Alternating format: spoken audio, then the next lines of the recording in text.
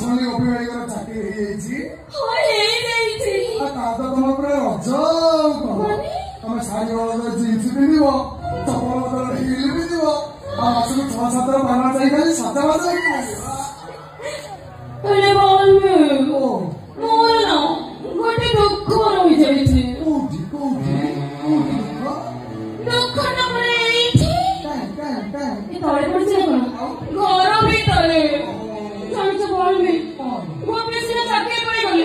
ହେଲେ ତମ ବାପା ମାଙ୍କୁ ଭୁଲି ପାରୁନାହାନ୍ତି ଏଇଟା ମୋ ଜୀବନର ସବୁଠୁ ବଡ ଦୁଃଖ